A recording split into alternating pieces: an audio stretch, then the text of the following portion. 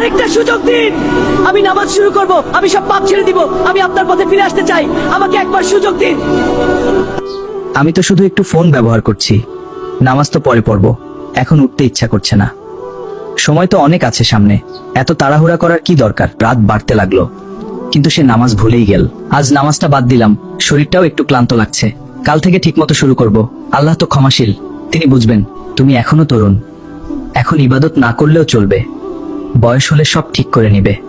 এখন জীবনটা এনজয় করো, এত চিন্তা করার কিছু নেই। এইসব নামাজ রোজা নিয়ে এত সিরিয়াস হওয়ার দরকার নাই। জীবনটা উপভোগ করো, পরে সময় হলে সব ঠিক হয়ে যাবে। এখন মজা করাই আসল।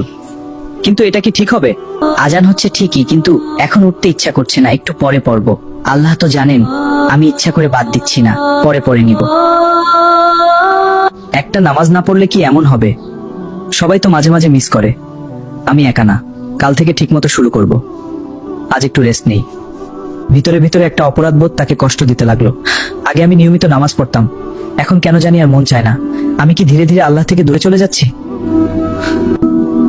আমি কি সত্যিই সুখে আছি? এত কিছু করার পরেও কেন শান্তি পাচ্ছি না?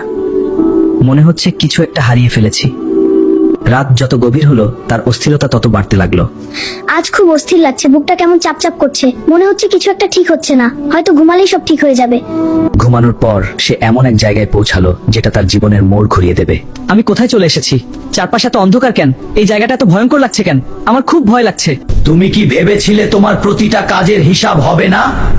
তুমি কি মনে করেছিলে নামাজ ছেড়ে দিলেও কেউ কিছু বলবে না? না, আমি তো পুরোপুরি ছেড়ে দেইনি। আমি শুধু দেরি করছিলাম। আমি ভেবেছিলাম পরে সব ঠিক করে নিব। আমি তো ইচ্ছা করে করি নাই। শাস্তির ভয়াবহতা তার সামনে ফুটে উঠল।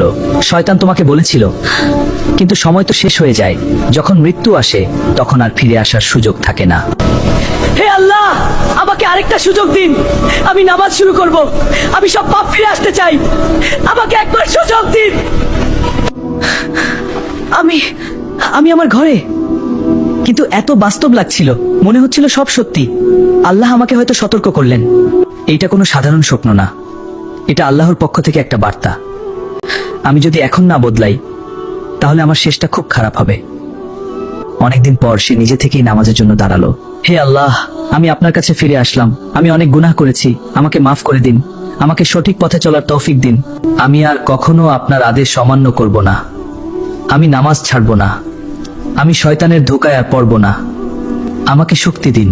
ধীরে ধীরে সে বদলে যেতে লাগলো। শয়তান সবসময় ছোট ছোট পাপ দিয়ে শুরু করায়, তারপর ধীরে ধীরে মানুষকে পুরো পথভ্রষ্ট করে দেয়। তাই এখন থেকেই সাবধান থাকতে হবে বলে। শেষটা এখানেই না, এটা ছিল নতুন জীবনের শুরু। যদি সত্যিই বাঁচতে চান তাহলে আজ থেকেই আল্লাহর পথে ফিরে আসুন। নামাজ, কোরআন আর তওবাই আমাদের একমাত্র মুক্তির পথ।